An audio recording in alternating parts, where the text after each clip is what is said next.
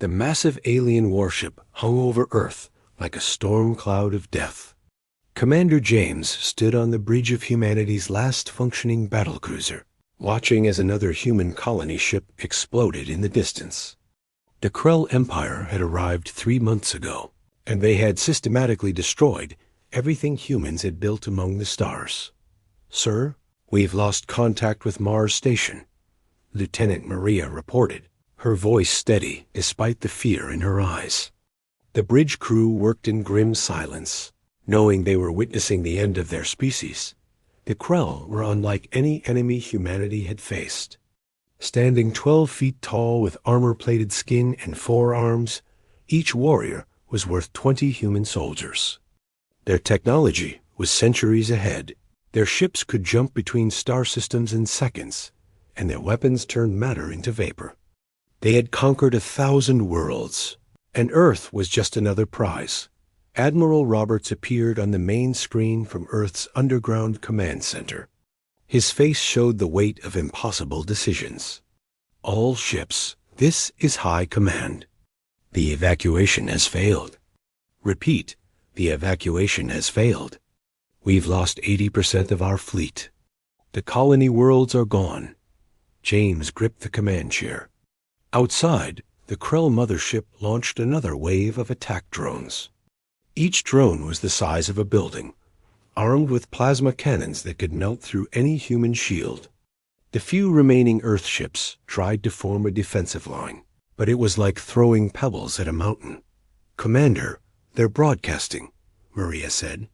The screen changed to show the Krell Supreme Leader, a massive creature with glowing red eyes and mandibles that clicked as it spoke. The translator converted its words into cold, mechanical English. "Humans, your resistance ends now. You have fought longer than most species, but the result was never in doubt. Surrender, and we will make your end quick. Continue fighting, and we will make your children suffer for generations." The bridge went silent. Everyone knew the Krell kept their promises of cruelty. On the colony world of Haven, they had forced parents to watch as their children were taken for slave labor. On New Tokyo, they had burned the cities slowly, letting the smoke and screams carry for days. But James noticed something the Krell hadn't considered. Humans had always been different from other species in the galaxy. While others built their strength on technology or physical power, humans had something else. They had survived ice ages, plagues, world wars, and nuclear disasters. They had a talent for doing the impossible when cornered. "Maria, open a channel to all remaining human forces," James ordered. "Not just military, everyone. Every cargo ship, every mining vessel, every private yacht with a radio. Channel open, sir." James stood and straightened his uniform. "This is Commander James to all human survivors. Yes, we're outnumbered. Yes, we're outgunned. Yes, by every logical measure, we should be dead already. But I want you to remember something. Humans have never been logical. We're the species that looked at the ocean and built boats. We looked at the sky and built planes. We looked at space and built rockets. And now, when the galaxy expects us to die quietly, we're going to do what humans do best. We're going to get mean. We're going to get creative. And we're going to survive. Down in Earth's hidden bunkers, old soldiers put on uniforms they hadn't worn in decades. Scientists stopped working on evacuation and started working on weapons. Children too young to fight began building Molotov cocktails. The Krell had made a crucial error. They had pushed humanity to the edge, where humans had always been the most dangerous. "Commander," Maria whispered, "what's the plan?" James smiled, but it wasn't a happy smile. It was the smile of a predator backed into a corner. "We're going to show them why humans are the only species in the galaxy that weaponized, splitting the atom within decades of discovering it. We're going to show them what total war really means." Asterisk, the Krell Supreme Leader watched from his command throne as the pitiful human fleet regrouped. Only 40 ships remained from the thousands that once patrolled human space. His tactical officer approached with a report, its forearms carrying multiple data tablets. Supreme Leader, the humans are not surrendering. They appear to be organizing something. Let them, the Supreme Leader clicked in amusement. What can 40 ships do against our armada of 10,000? Begin the final bombardment. Target their population centers first. But something strange was happening on Earth. In an abandoned military bunker in Nevada, General Tom and his team of veterans had pulled out something the government had banned 50 years ago. The old war protocols from humanity's darkest conflicts. These weren't rules of engagement. They were instructions for survival at any cost. Remember Vietnam? Tom asked his old squad. Remember when we were outnumbered 100 to 1? Remember what we did? The old soldiers nodded. They had turned the jungle itself into a weapon. Now they would turn space into their jungle dot in Moscow. A group of Russian engineers, led by Victor, had started modifying mining ships. The Krell shields stop energy weapons, Victor explained to his team. But what about simple kinetic force? What about throwing rocks really, really fast? They began stripping asteroids and loading them into mass drivers. It wasn't elegant, but humans had killed each other with rocks for millennia. Why stop now? Meanwhile, in Tokyo's ruins, Dr. Yuki and her team worked on something different. The Krell communicate through quantum entanglement, she said, her fingers flying over keyboards. If we can hack into their network, we can make them hear things. See things? Fear things. The Krell had encountered many species who fought with honor, with rules, with logic. They had never encountered a species that had perfected psychological warfare against their own kind for thousands of years. On the moon's dark side, hidden from Krell sensors, Captain Jack commanded a secret facility that officially didn't exist. Boys and girls, remember what happened to the dinosaurs? He grinned at his crew. One big rock, and boom, no more dinosaurs. Now, we can't throw a rock at the Krell home world, but we can throw something else. They were preparing humanity's most insane weapon, a ship loaded with antimatter, designed to jump into hyperspace and explode inside the Krell mother ship. It was a one-way trip, and Jack had 100 volunteers for the single pilot seat. Back on James's battlecruiser, reports started coming in from across the solar system. Humans weren't just fighting back. They were getting creative in ways that violated several galactic treaties.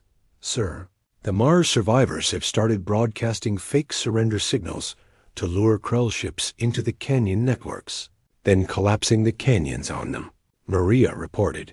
The Jupiter mining stations are using their equipment to fling ice chunks at near-light speed toward Krell positions, another officer added. And sir, Maria's voice dropped. The African Union just reported they've successfully weaponized a disease that only affects species with copper-based blood. Like the Krell, James nodded.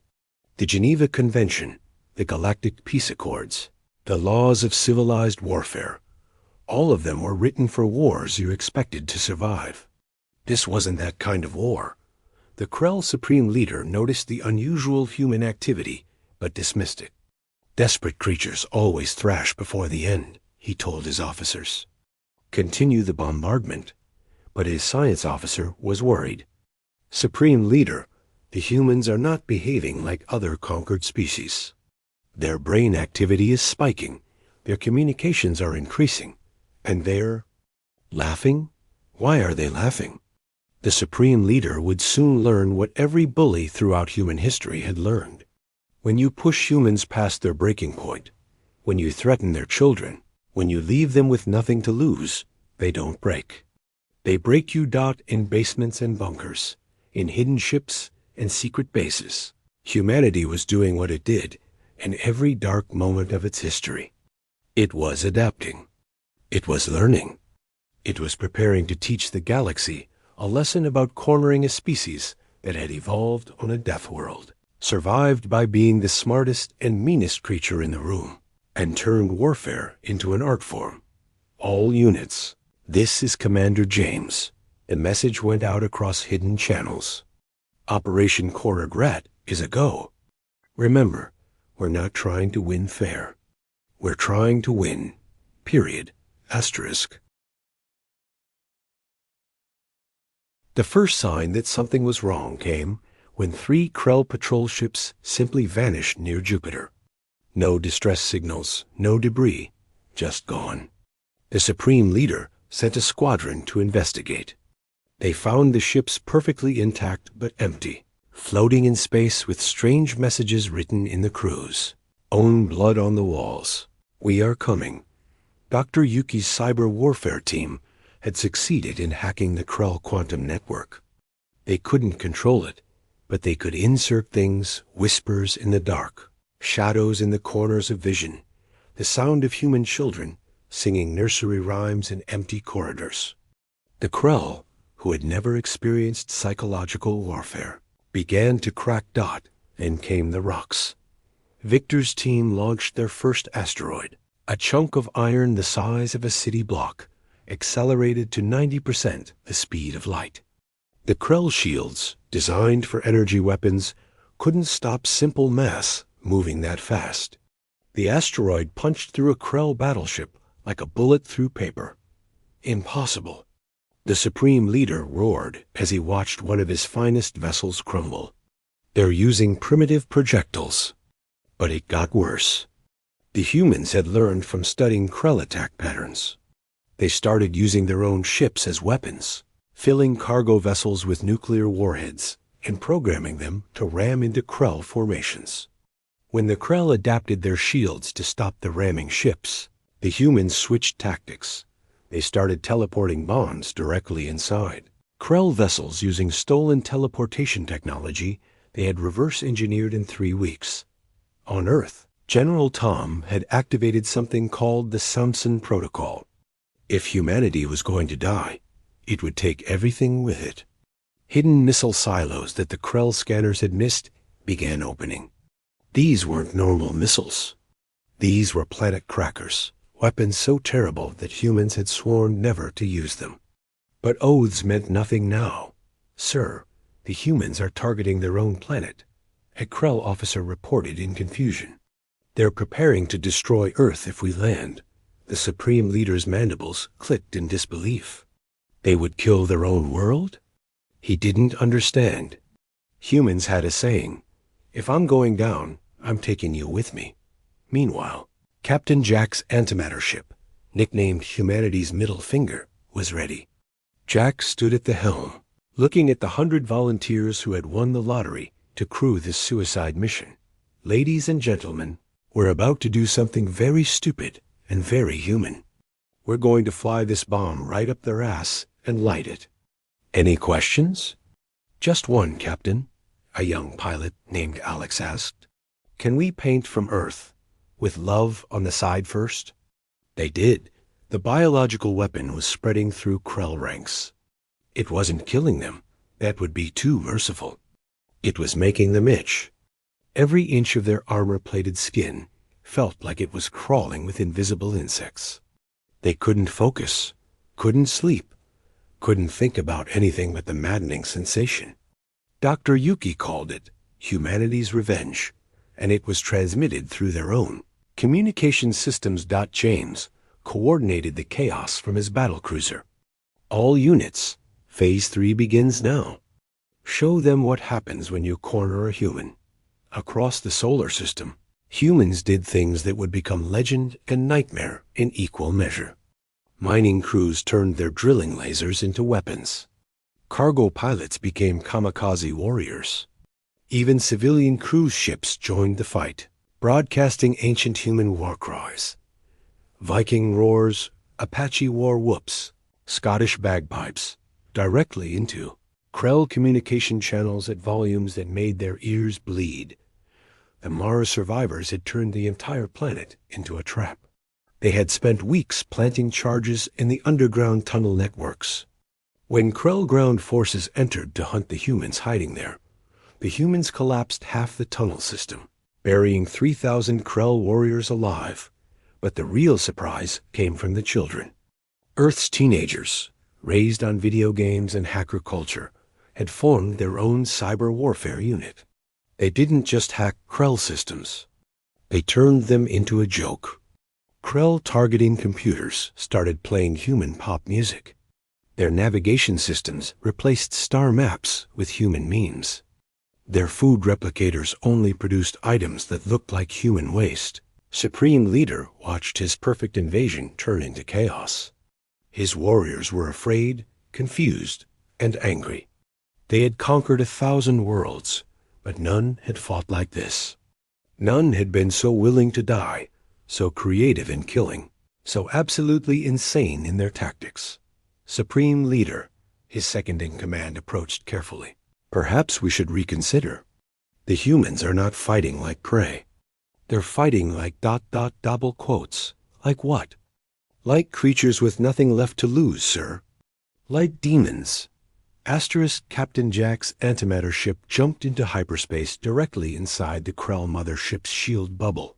The Krell had 3 seconds to realize what was happening before 20 kilograms of antimatter met 20 kilograms of matter. The explosion was visible from Earth's surface, turning night into day for a full minute. The Krell mothership, a vessel the size of a small moon, cracked in half like an egg. Secondary explosions rippled through its structure as power cores overloaded. In those final moments, Captain Jack's last transmission played on every frequency. That's for the colonies. You bastards. The psychological impact on the Krell fleet was immediate. Their invincible command ship, the symbol of their empire's might, was burning in Earth's orbit. For the first time in their 1,000-year conquest, the Krell felt something they had forgotten existed. Fear. But humanity wasn't done. General Tom initiated Phase 4, the swarm. Every drone, every satellite, every piece of human technology capable of movement had been reprogrammed with a single directive: ram the enemy. Millions of tiny objects, from communication satellites to weather drones to children's toy spacecraft, accelerated toward Krell positions. The Krell weapons could destroy hundreds, thousands even, but there were millions. And each one carried a small explosive charge. Krell fleet's pristine formation dissolved into chaos as they tried to swat away the mechanical locusts. Their precise firing solutions were useless against the sheer number of targets. It was like trying to stop a sandstorm with a sword. Victor's team had escalated too. They weren't just throwing rocks anymore. They were throwing moons.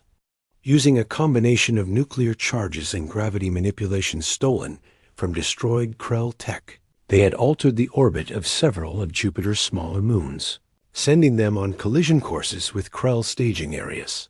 Supreme Leader, we must retreat. His tactical officer pleaded. The humans have gone insane. They're destroying their own system to kill us. But the Supreme Leader's pride wouldn't allow it. We are the Krell Empire. We do not retreat from primitives. That's when the real horror began. Dr. Yuki's team had finished their masterpiece, a virus that didn't target Krell bodies, but their ship's AI systems. The virus made the ships think their crews were intruders. All across the Krell fleet, ships began venting atmosphere, locking doors, and activating internal defense systems against their own crews. Meanwhile, the biological weapon had evolved. The itch had become something worse: hallucinations. Krell warriors started seeing their dead victims, hearing the voices of extinct species, feeling the phantom pain of wounds they had inflicted on others. The humans had weaponized guilt, something the Krell thought they were immune to. On Earth, something beautiful and terrible was happening. The remaining human population had united in a way never seen before. Old enemies fought side by side. Rich and poor shared resources. Every human on the planet contributed something to the war effort, even if it was just broadcasting insults at Krell ships. A group of Irish farmers had figured out that Krell sensors were sensitive to certain frequencies. They started broadcasting traditional Irish funeral songs at volumes that overloaded Krell equipment. The songs of human grief became weapons of war. In Australia, the survivors had gone full apocalypse mode. They were launching anything they could find at Krell landing craft, cars, boats, even dead livestock infected with a biological weapon. One group somehow managed to launch a humpback whale carcass that had been packed with explosives. It hit a Krell destroyer and covered it in rotting blubber. It clogged their air. Filtration systems. James watched the tactical display with grim satisfaction.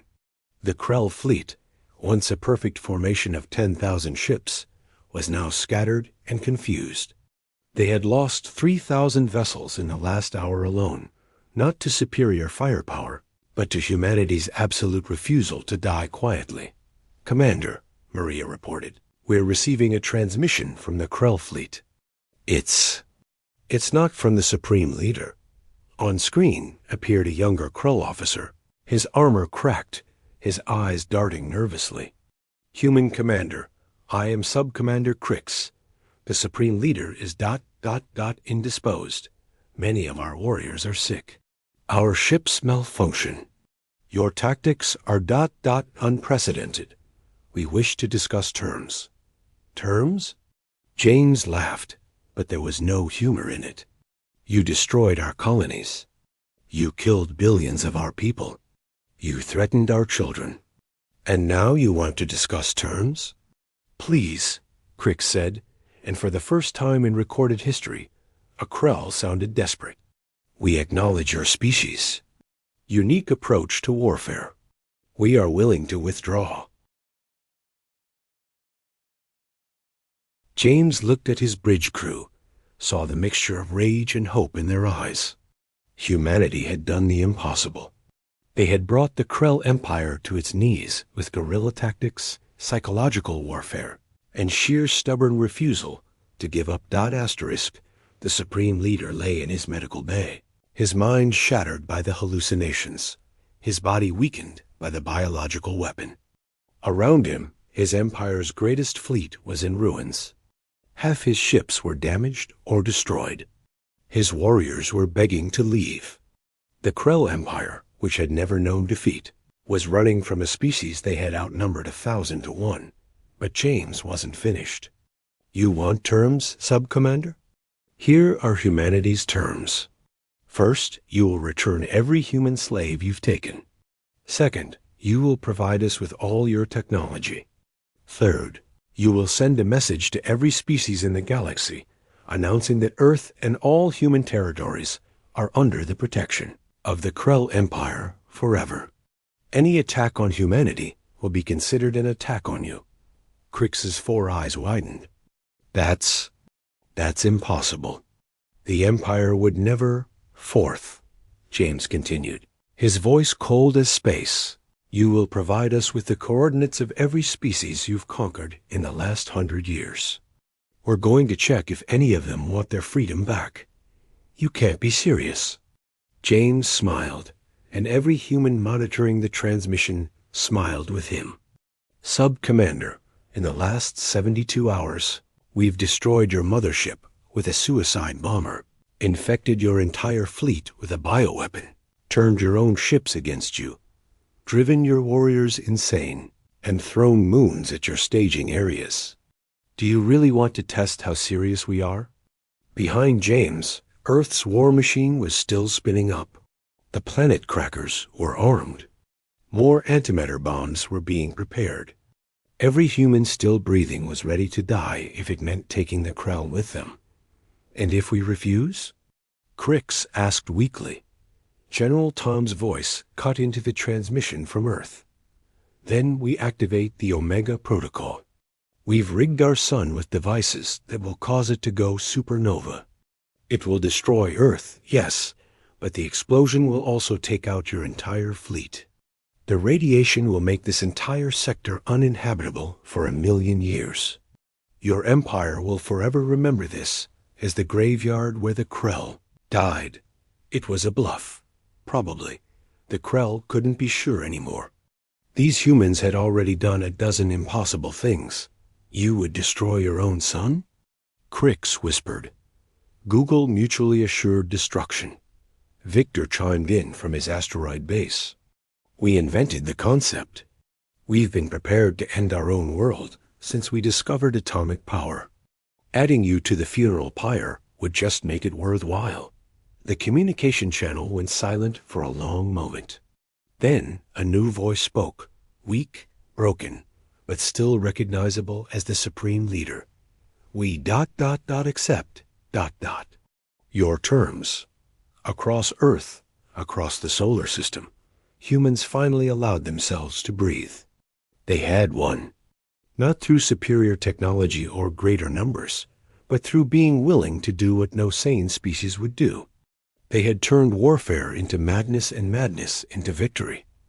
The Krell fleet began its withdrawal, but not before transferring massive amounts of data and technology to human computers. They freed the human slaves, many of whom couldn't believe they were going home. And then, with great humiliation, they broadcast the message across the galaxy. Let it be known that humanity is under the eternal protection of the Krell Empire. Any aggression against the human species will be met with the combined forces of our fleets. This is permanent. This is absolute. The humans are not to be touched. As the last Krell ship jumped to hyperspace, James finally allowed himself to slump in his command chair. They had lost so much. Billions dead, colonies destroyed, Earth scarred. But they had survived. More than that, they had won. Within days, messages started arriving from across the galaxy. Species that had been conquered, enslaved, or were living in fear of the Krell wanted to know how humanity had done it. The answer became a legend that spread through the stars. When all hope was lost, when defeat was certain, humanity didn't surrender. They got creative. They got mean. They got human. Dr. Yuki published the cure for the Krell bioweapon, but kept the weapon itself as insurance. Victor's asteroid launchers became Earth's new defense system. General Tom's guerrilla tactics were studied by military academies across the galaxy, and Captain Jack's sacrifice was memorialized in a statue that stood on the rebuilt Earth. With a simple plaque, he showed them what humans do when pushed too far. The galaxy had learned a valuable lesson. Never, ever corner a human. Because humans don't just fight to win. They fight to make sure you never try again. And in the deepest corners of space, where young species gathered to share stories, they would whisper about the day the unstoppable Krell Empire met the immovable human spirit, and the spirit won. Asterisk.